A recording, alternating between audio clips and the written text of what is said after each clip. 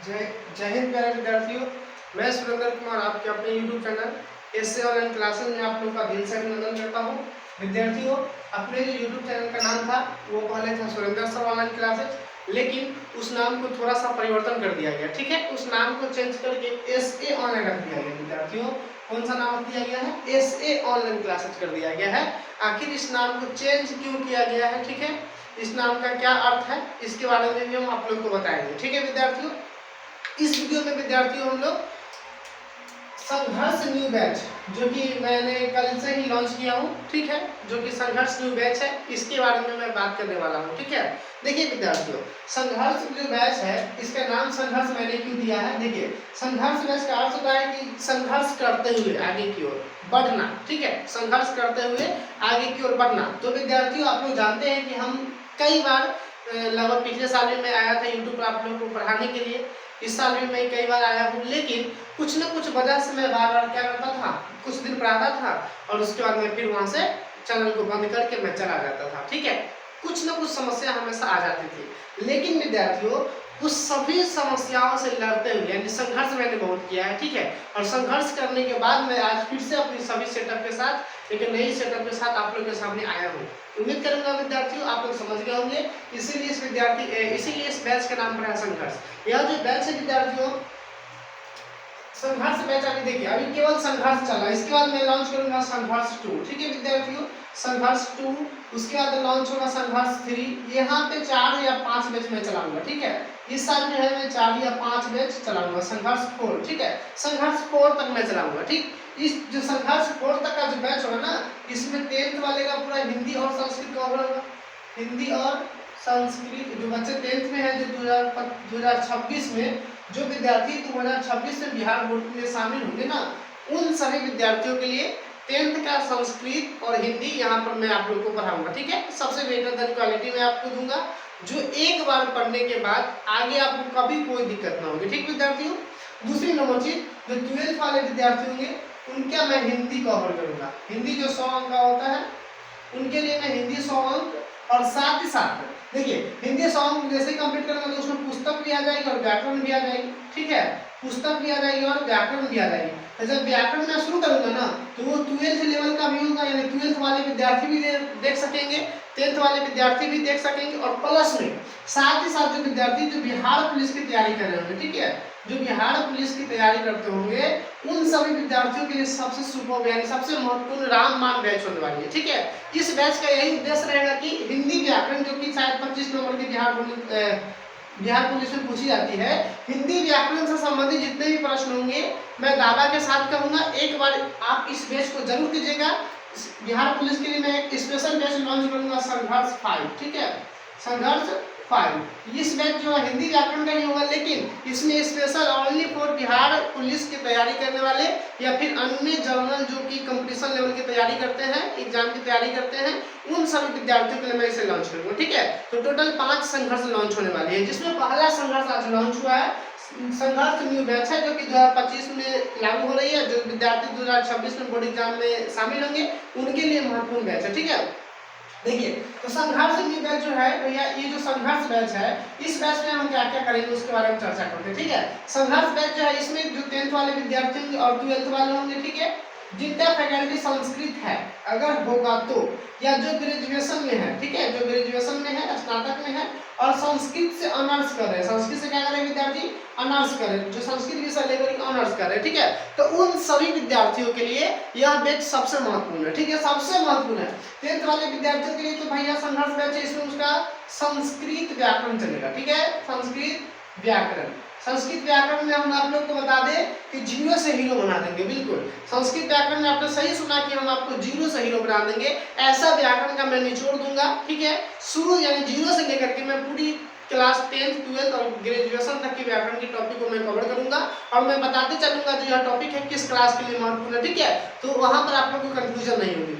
सबसे रामबाण ये बैच होने वाली है, इसमें बेसिकली मैं आप लोग को पढ़ाऊंगा, 0 से ले चलूंगा, और संस्कृत व्याकरण में कभी भी आप लोगों को कोई दिक्कत हो तो फिर मैं अपना चैनल बंद कर दूंगा। इतना दावा के साथ मैं कहता हूँ, इतना बेटर देन मैं आप लोग को पढ़ाने वाला हूँ। ठीक है विद्यार्थियों, चलिए तो इसमें क्या होगा, संस्कृत व्याकरण चलेगी 10th वालों के लिए, और जो 12th में उनका भी संस्कृत व्याकरण होगा, प्लस में जो ग्रेजुएशन में है, जो सेमेस्टर 1 होंगे, अभी तो सेमेस्टर चल रही है ना, 2024 हो गई है, तो सेमेस्टर मान लीजिए 1 में होंगे, सेमेस्टर 2 में होंगे, 3 में होंगे या फिर 4 में होंगे। तो ये 4 सेमेस्टर के विद्यार्थी अभी तो कल सेमेस्टर 1 और सेमेस्टर 2 के देखने को मिलेंगे, क्योंकि 2 साल पहले ही सेमेस्टर वाइज बांट दिया गया है। तो अभी सेमेस्टर 2 तक के विद्यार्थी होंगे। उन सभी विद्यार्थियों के लिए अगर संस्कृत ऑनर्स है तो उनके लिए भी काफी यूजफुल यहाँ हमारा चैनल है। आप हमारे चैनल से जुड़ सकते हैं और यहाँ से अपनी एग्जाम की तैयारी कर सकते हैं। हाँ देखिए, आजकल जो होता है बीआरबी हो जाए या फिर एलएलएम हो जाए, तो वो सभी में क्या है कि आप डिग्री लेने के एडमिशन तो ले लेते हैं पर पढ़ाई नहीं कर पाते, तो आपको चोरी चकारी चल करके आपको मतलब रिजल्ट आ जाता है। लेकिन विद्यार्थियों आपको नॉलेज चाहिए, क्योंकि आगे की ओर अगर आपकी लंबा टारगेट है, मान लीजिए आप प्रोफेसरशिप पे जाना चाहते हैं, लेक्चरशिप पे जाना चाहते हैं, तो ऐसी स्थिति में आपकी जो तैयारी होनी चाहिए काफी अच्छी होनी चाहिए ना, आपका जड़ यानी पिलर मजबूत होनी चाहिए, ताकि आपका भवन काफी ऊंचा भवन बना सकते हैं। तो इसीलिए आप लोग जो है हमारे चैनल से जरूर जुड़िएगा अगर आप ग्रेजुएशन में हैं, संस्कृत की तैयारी करना चाहते हैं। क्योंकि मैं भी संस्कृत ऑनर्स से कर चुका हूँ और मैंने जो चीजें एग्जाम दिया है, मुझे सारी चीजें का मैंने मतलब तैयारी प्रिपरेशन करके मैंने दिया है, ठीक है। तो मैंने ऐसा नहीं कि हवाबाजी मैंने किया, मैंने सारी चीजों का जानकारी लेकर के किया है। तो विद्यार्थियों आप लोग को जो एलएलएम से है तो उनके लिए कोई दिक्कत नहीं होगी, हमारे साथ बस आप जुड़े रहिए। चलिए, तो संघर्ष जो है स्पेशल तौर पे 3 क्लास के लिए है इसमें। हाँ, और इसमें एक बात और है, जो 6 से लेकर के 9th तक के बच्चे और जो पढ़ने में रुचि रखते हो, आजकल तो बच्चे सब पढ़ने में उतना रुचि नहीं लेते हैं, लेकिन जो बच्चे पढ़ने में रुचि रखेंगे, चाहे वो 6 से हो या 9 तक के हो, वो भी इस बैच में भाग ले सकते हैं, वो भी पढ़ सकते हैं। भैया यहाँ पर मैंने बोला ना, 0 से मैं ले चलूंगा, ठीक है, संस्कृत की उत्पत्ति से मैं ले चलूंगा, और संस्कृत की उत्पत्ति से लेकर के मैं सिलेबस की अंतिम टॉपिक तक मैं आप सबको ले चलूंगा, ठीक है। देखिए, यह जो सिलेबस होगी, यह जो संघर्ष बैच है, ये 7 जून से लागू होने वाला था, और ये 7 जून से लागू होने के बाद मात्र ये 17 जुलाई तक चलेगी। 7 जून से कितना तक चलेगी विद्यार्थियों? 17 जुलाई तक, ठीक है। मात्र ये बैच है लगभग 47 या 48 दिन का बैच है, मान लीजिए 47 दिन का बैच है, ठीक है विद्यार्थियों, मात्र 47 दिन का बैच है, ठीक। और एवरीडे शाम 7:30 PM से, यानी शाम 7:30 PM से हम क्या करेंगे? लाइव आएंगे। क्या आएंगे विद्यार्थियों? लाइव आएंगे, और उसमें आप लोग का व्याकरण का सीरीज चलेगा, केवल संस्कृत व्याकरण का सीरीज चलेगा, ठीक है। और ये क्लास प्रत्येक दिन का क्लास होगा 45 मिनट का क्लास होगा। कितने मिनट का क्लास होगा विद्यार्थियों? 45 मिनट का। ये मैं बात संघर्ष 1 यानी जो संघर्ष न्यू बैच हुआ है ना, मैं इसकी बात कर रहा हूँ। संघर्ष 2 मैं बाद में लॉन्च करूंगा, जिसमें क्या करूंगा, मैं 10th वालों के लिए संस्कृत पाठ्य पुस्तक ले चलूंगा। फिर संघर्ष 3 लॉन्च करूंगा, इसमें क्या होगा, 12th वाले का पाठ्य पुस्तक रहेगा। फिर संघर्ष 4 लॉन्च करूंगा, जिसमें हिंदी व्याकरण रहेगा, और हिंदी व्याकरण जो रहेगा उसमें बिहार पुलिस वाले विद्यार्थी भी शामिल होंगे, ठीक है। अगर बिहार पुलिस वाले विद्यार्थियों को लगे कि हाँ मतलब 12th वालों के साथ या फिर 10th वालों के साथ थोड़ा सा दिक्कत है, तो मैं उसके लिए एक बैच और भी अलग से लॉन्च करूंगा, जिसका नाम रहेगा संघर्ष 5, ठीक विद्यार्थियों। देखिए, तो संघर्ष जो अभी संघर्ष जो बैच है इस 7 जून से चालू थे, यानी कल से चालू होने वाली थी, लेकिन कुछ समस्या की वजह से मैं थोड़ा सा कल मैं लाइव आया था, आप लोग को बहुत सारी चीजें बताया भी था, लेकिन कुछ इंटरनेट इशू या फिर अदर इशू की वजह से आप लोग को वीडियो साफ साफ दिखाई नहीं दिया था। तो मैंने सोचा कि रिकॉर्ड करके आप लोग को वीडियो के बारे में, टाइम टेबल के बारे में मैं आप लोग को बता दूं, ठीक है। तो 7 जुलाई से 17 जुलाई तक मात्र 47 दिन का क्लास होगा। पर डे शाम 7:30 बजे से मैं लाइव आऊंगा, और मात्र 45 मिनट का मैं क्लास लूंगा। पर डे आप लोग अपने लिए 45 मिनट निकाल लीजिएगा, अगर कुछ अच्छा करना चाहते हैं तो, ठीक है। इसमें क्या होगा भैया, इसमें जो हम लोग का पाठ्यक्रम होगा, पाठ्यक्रम यानी संस्कृत व्याकरण से जो पाठ्यक्रम होगा, वो पाठ्यक्रम का मैं आधार आप लोग को थोड़ा सा बता देता हूँ कि किस आधार पर मैं आप लोग को पढ़ाऊंगा। देखिए, सबसे पहली चीज जो है कि हम लोग पढ़ेंगे संस्कृत, ये बड़ी चीज है, संस्कृत व्याकरण पढ़ूंगा हम लोग, ठीक है। हम लोग संस्कृत व्याकरण पढ़ेंगे, तो संस्कृत व्याकरण में सबसे पहले टॉपिक हम लोग पढ़ेंगे, याद रखिएगा, 0 से पढ़ेंगे। याद रखो, मैंने आपको बता दिया ना, 0 से कहाँ तक चलेंगे भैया, तो जहाँ तक हम हीरो बन जाए, ठीक है। 0 से हम हीरो तक चलेंगे, संस्कृत में कभी कोई दिक्कत नहीं होगा भैया। एक बात मैं और आपको बता दूं कि बड़े से बड़े यूट्यूब चैनल वाले होंगे, ठीक है, बड़े से बड़े, मान लीजिए उनके पास सारी साधनें हैं, उनका चैनल ग्रोथ भी है, उनके पास सब साधन उपलब्ध है, लेकिन जो क्वालिटी मैं दूंगा, जिस प्रकार से मैं आपको समझाऊंगा, जिस प्रकार से मैं आपकी तैयारियां करवाऊंगा ना विद्यार्थियों, कभी कदापि कोई बड़े बड़े यूट्यूब चैनल वाले आपको संस्कृत और हिंदी की तैयारी नहीं करा सकते हैं। देख लेना, मेरे पास जो भी साधन है, लेकिन मैं मैं ये नहीं कहता हूँ मेरे पास साधन सबसे ज्यादा उपलब्ध है, मैं ज्ञान में सबसे आप लोग उच्च कोटि का दूंगा, ठीक है, किसी भी प्रकार की उसमें लापरवाही नहीं करूंगा, मैं सबसे बेटर देन क्वालिटी का आपको समझाऊंगा। बस एक दो क्लास आप करके देख लीजिए, अनुभव आप ले लीजिएगा, मार्केट में भी बहुत सारे टीचर हैं, तो एक बार मेरे चैनल से जुड़िए, और जुड़ने के बाद आप कभी जा नहीं पाएंगे, इतना मैं दावा दे सकता हूँ। एक बार जब जुड़ जाइएगा ना, कभी आप जा नहीं पाएंगे, चाह कर भी नहीं जा पाएंगे, इतना क्वालिटी आपको, इतना मजा आने वाला है, रुचि आने वाली है इतना पढ़ाई में। जो विद्यार्थी नहीं भी पढ़ना चाहते हैं ना, एक बार जुड़ तो जाओ भाई, संस्कृत में मैं आपको बादशाह बना दूंगा। संस्कृत आपको लगता है कि भारी विषय है, निश्चिंत रहो भाई, मैं आपको बादशाह बना दूंगा, ठीक है। चाहे कोई क्लास के विद्यार्थी हो, जिनका संस्कृत थोड़ा भी नहीं है, व्याकरण तो मेन चीज है भैया संस्कृत का, व्याकरण आ गया तो फिर संस्कृत कुछ नहीं है। व्याकरण से तो शुरुआत होती है ना, अक्षर, वर्णमाला, वर्णमाला जो कि संस्कृत में वर्णमाला कैसे बनी है, संस्कृत व्याकरण की रचना कैसे की है, और हम इस व्याकरण को पढ़ ले तो आगे हमें कोई दिक्कत नहीं होगा, ठीक है।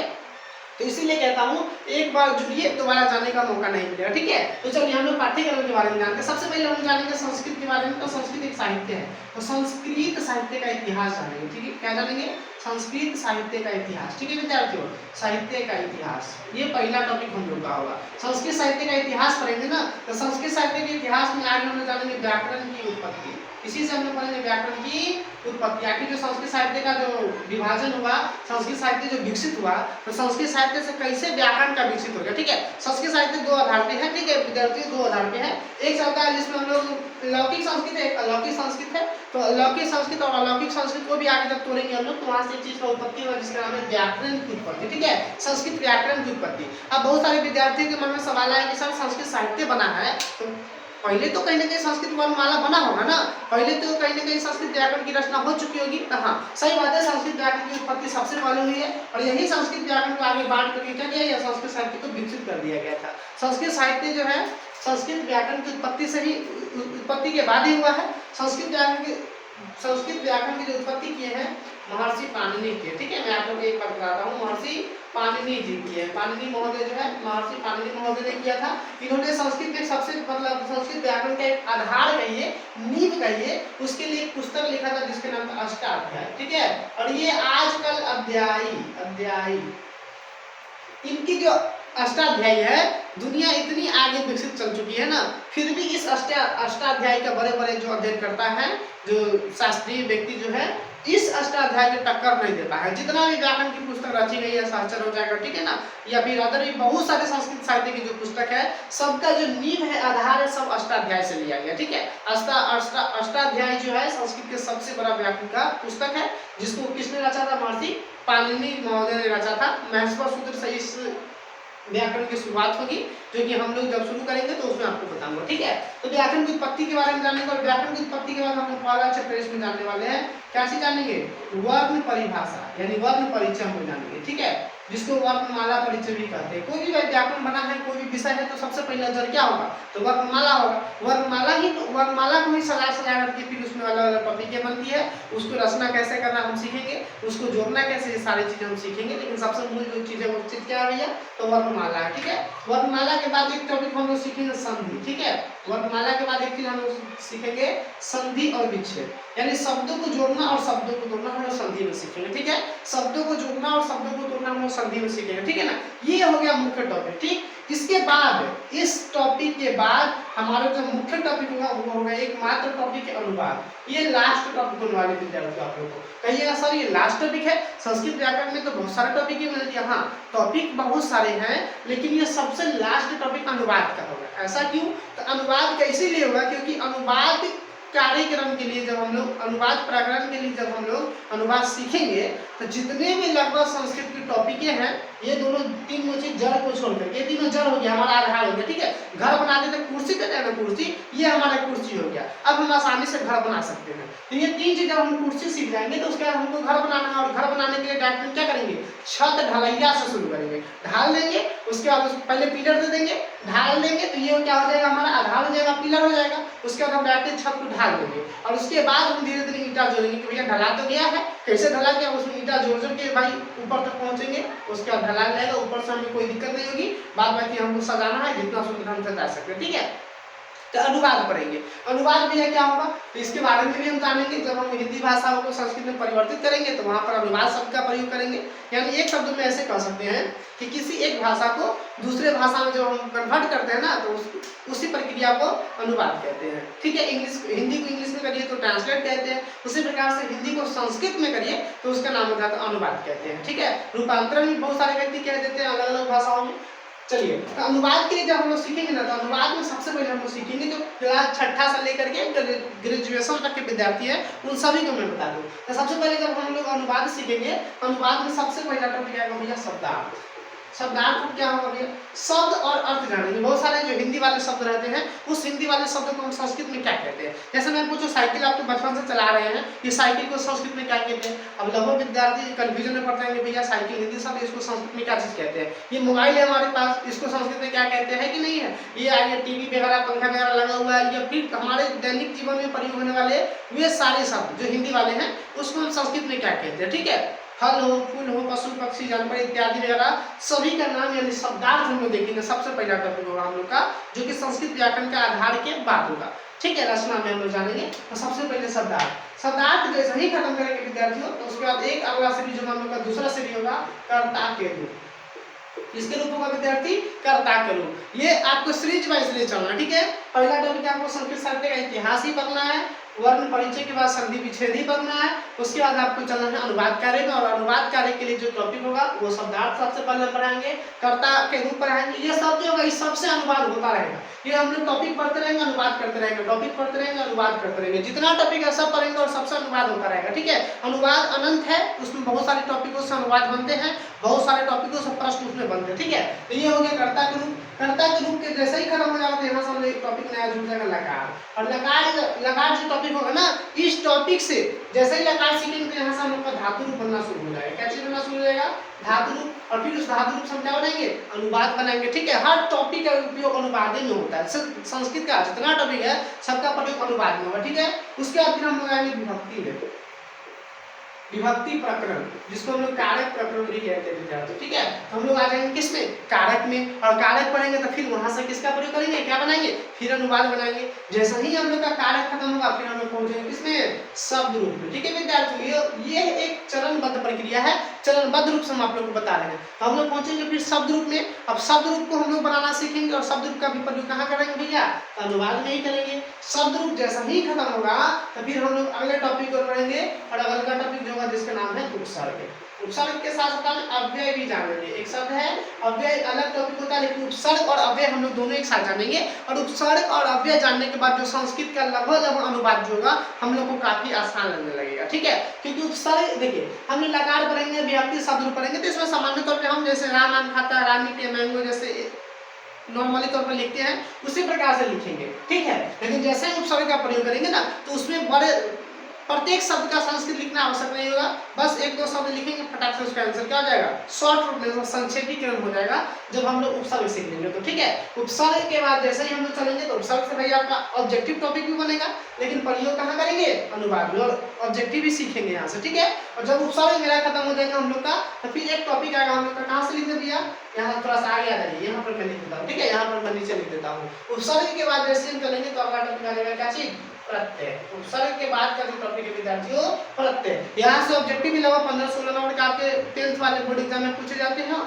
ठीक है, और अदर लगभग जितने भी एग्जाम है संस्कृत से उस सब में इस सब्जेक्टिव रहते हैं 10-12 नंबर के। ठीक है, ये प्रत्यय हो जाएगा। और प्रत्यय का भी प्रयोग कहाँ करेंगे भैया, तो अनुवाद में ही करेंगे। हर टॉपिक का प्रयोग अनुवाद में होगा, हर टॉपिक का प्रयोग अनुवाद में होगा। जितना ऑब्जेक्टिव देख रहे हो इस दोनों को छोड़ करके बाद बाकी सबका प्रयोग अनुवाद में करेंगे। ठीक है, और प्रत्यय जैसे ही खत्म हो जाएगा तो प्रत्यय के बाद एक टॉपिक आ जाएगा चीज, समास आ जाएगा। और इसका प्रयोग भी भैया हम करेंगे कहाँ पर, अनुवाद में। और जब समास हम लोग सीख जाएंगे इसके बाद हम लोग को कितनों 2-2 पेज का हिंदी मिल जाए ना, एक पुस्तक की हिंदी का मतलब हिंदी का पुस्तक मिल रहा है, उसको कहो कि भैया आप संस्कृत में ट्रांसलेट करो, कोई दिक्कत नहीं है भाई, जाओगे नहाओगे खाओगे आराम से, पूजा पाठ करोगे, चंदन करोगे, चलो गोरसा लिखने के लिए ट्रांसलेट कर दोगे भैया, कुछ नहीं है, ट्रांसलेट कर दोगे। हम ऐसा सिखा देंगे ना आपको कि आप वहाँ पर भी ट्रांसलेट कर दोगे, यानी संस्कृत हिंदी वाली पुस्तक को आप संस्कृत लिखना शुरू कर दोगे। बताओ अब क्या चाहिए तुम्हें भाई, ऐसा कोई बताया है यूट्यूब पर, ऐसा कहीं पर किसी ने सिखाया है? अगर सिखाया तो मुझे प्रमाण दो। ठीक है, मुझे वो सारी चीजों के बारे में बताओ।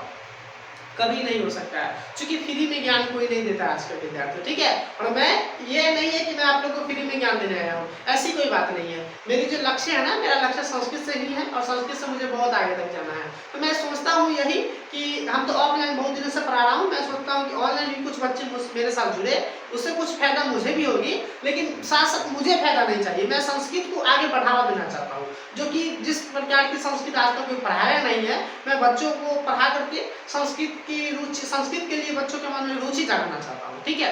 यही मेरा उद्देश्य है और विशेष मेरा कोई उद्देश्य नहीं है। और सारे लोग सब हैं, उनके मन में तरह तरह के क्या करेंगे, ख्यालें बनेंगे कि ये सब है ऐसे फेंक रहे वैसे फेंक रहे, ऐसी कोई बात नहीं है। मेरा एक ही उद्देश्य है, संस्कृत को जीवित रखना, संस्कृत को आगे बढ़ाना। इसलिए मैं आप लोग को फ्री में संस्कृत और एकदम बेटर देन क्वालिटी के साथ लेकर के आऊँगा, ठीक है। चलिए, ये क्या हो गया समास। और समास पढ़ने के बाद भैया आप क्या करोगे, बड़ा से बड़ा चीज को लेकर के चोटी में मान लो घूमते रहो भैया, चोटी में मान लो घूमो, कोई दिक्कत नहीं भाई, कहीं से लाओ, एकदम फटाक से लाओ, 2 मिनट में बात कर देंगे, ठीक है। 2 मिनट बहुत कर भाई, 15 सेकंड में बड़ा से बड़ा लगभग 2-3 लाइन के जो शब्द मिल जाएगा ना, उसको 2-3 लाइन के वाक्य के आप 10 से 15 सेकंड में आप अनुवाद कर दोगे, इतना आपकी आंख तेज हो जाएगी संस्कृत से, ठीक। चलो, और जब हम लोग समाज सीख लेंगे तो इसके बाद 10th वाले विद्यार्थी होंगे या 12th वाले विद्यार्थी होंगे, उन सबके एग्जाम में वहां पर कुछ सवालें आती है। जैसे में एक पत्र लेखन हो जाएगा, पत्र लेखन में आवेदन पत्र भी आता है जो कि औपचारिक हो जाएगा, अनौपचारिक आवेदन पत्र भी आता है जो शाखा संबंधी के पास लिखे जाते हैं, ठीक है। तो ये सारी आवेदन पत्र भी आप लिखना सीख जाओगे, यही से मैं आवेदन पत्र आपको सिखाऊंगा, ये अगला टॉपिक हो जाएगी। आवेदन पत्र के बाद हम लोग फिर क्या चीज सीखेंगे, गद्यांश सीख लेंगे, ठीक है। गद्यांश, संस्कृत गद्यांश को हिंदी में कैसे जवाब देते हैं, हम गद्यांश सिखा देंगे। गद्यांश के बाद संक्षेपण आता है जो कि ग्रेजुएशन में आप लोग को काम आएगा। तो संक्षेपण आप लोग को 10th वाले और 12th वाले को नहीं करना है, ये ओनली फॉर ग्रेजुएशन वाले विद्यार्थियों को संक्षेपण पढ़ना होता है। 20 अंक का सवाल पड़ता है, तो मैं संक्षेपण आप लोग को वहाँ पर बता दूंगा, संस्कृत का एक टॉपिक है, ठीक है। और इतना पढ़ने के बाद तो भी आप अनुवाद भी कर रहे हो, गद्यांश भी बना रहे हो, और इसके बाद तो संस्कृत व्याकरण खत्म ही हो जाता है भाई। संस्कृत व्याकरण का जो सारा निचोड़ मैं यहाँ पर बता दूंगा, ठीक है विद्यार्थियों। तो उम्मीद करूंगा कि जो हमारा जो संघर्ष बैच लॉन्च जो हुआ है, इस बैच में हम लोग प्रत्येक दिन शाम 7:30 बजे से लाइव जुड़ेंगे। विद्यार्थियों, ज्यादा से ज्यादा संख्या में आप लोग जुड़िए और हमारे साथ आप लोग अपने लक्ष्य को साकार बनाइए, आगे की ओर बढ़िए, मैं आप लोग को सारा सहयोग दूंगा, ठीक है विद्यार्थियों। किसी प्रकार की कोई समस्याएं नहीं होने दूंगा, ठीक है। ज्यादा से ज्यादा इस वीडियो को आप लोग शेयर कर देंगे अपने मित्रों के साथ, अपने भाई बहनों जो भी हैं, जो बिहार बोर्ड में शामिल होंगे या फिर जो नीचे